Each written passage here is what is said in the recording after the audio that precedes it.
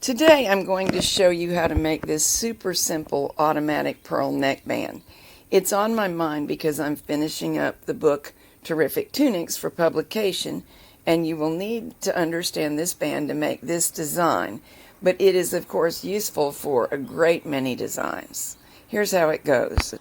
Here's our shaped neckline, and for this type of band we're going to hang it right back on the machine. When hanging stitches, hang the same number that were in use previously. I'm hanging right behind the bind off here. I decided to cut and sew this neckline, which is an option. You would hang stitch for stitch, but right behind your serging.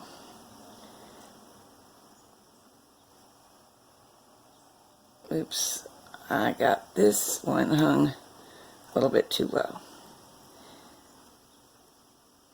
Okay, that's all the stitches that were bound off at the center. We want to keep these strands of yarn that have to do with the center bind off towards us.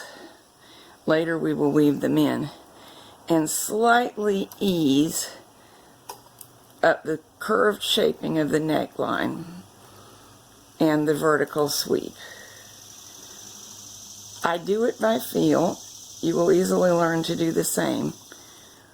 But having done it on one side, you do need to count and get the same number of stitches on the other. So these are our center, 2, 4, 6. Let me make sure that's right. I think it's 10. Yep. So count over 2, 4, 6, 8, 10. That's the 10th one. And to make sure of getting it right,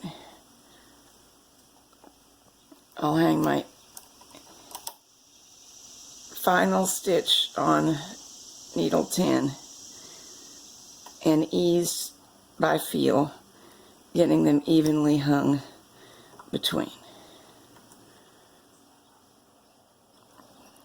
There's really not a problem making sure that each needle gets in a separate hole going up the sweep of the neckline, because there are more rows than we need for stitches. However, it is necessary that it happens. So you'll want to scan along and make sure that we don't accidentally have 2 needles going through one opening. Like there, for example, we don't, but 2 needles would have potentially fit, and we need to make sure that doesn't happen. Now I've threaded up the carriage, got it set to knit back from hole. We're going to knit a very few rows. That first one's a little tough because there were already needles on there.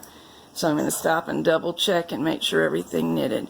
And it looks like it did, but my initial tail came with, and I'm just pulling it out of the way.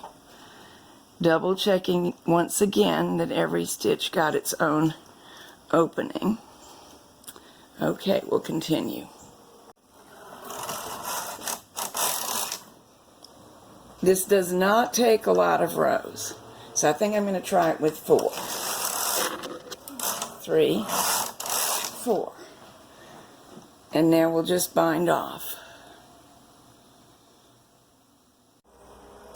For this process, or for this style of neckline, both bind offs may show. So they need to be neat. The original neckline bind off and the one that I'm making now.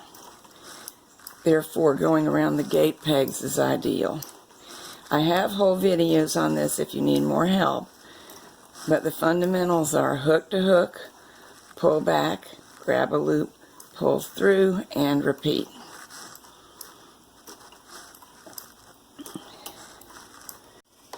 Here we are, almost finished, but these 2 strands of yarn need to be woven in, and ideally we're going to do it in such a way as to smooth the transition between the bound off center front stitches that always exist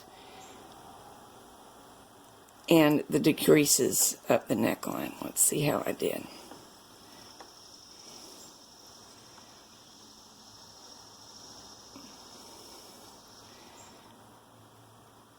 Not bad.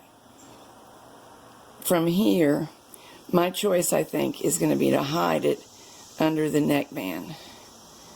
So we'll work right in and out here where that neckband is flipped over.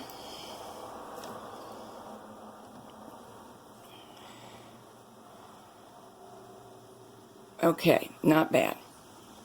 And of course we would want to do the same thing over here. Before you neaten it up, there tends to be a slight bump where the two areas join, bound off stitches versus decreased stitches. But you can use that yarn tail to smooth that bump and then weave it in.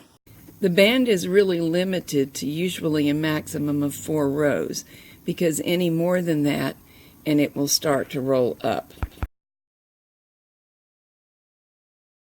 Note though that even without sewing it down, it lays down neatly. You may sew it down though with matching sewing thread, just barely catching it, if you want a little bit more security. And because of the nature of it, stockinette rolls towards the knit side at the top and the bottom edges. So that's what we're taking advantage of to get this purl flip out band. We could have just continued on from the neckline without binding off, but that would look different. It won't create a crisp flipped out band. It does just create a little roll. This is the way to get something that looks like we added it on, and of course we did add it on, but it looks a lot fancier than it is. You were here the whole time. So it's one of many options for a neat neckline, and note that it does not add anything to the inside of the neck. So we make our pattern exactly the neckline that we want it, not lower, not higher, because really this is that original bound off edge that's going to describe the neckline. This pattern is called the Classic Cotton Tunic, and it's one of the many on which this neckline is suitable. It's made on a bulky machine with 0.75 weight cotton yarn. It's one of 10 tunic patterns in my new book, Terrific Tunics, which is on my website.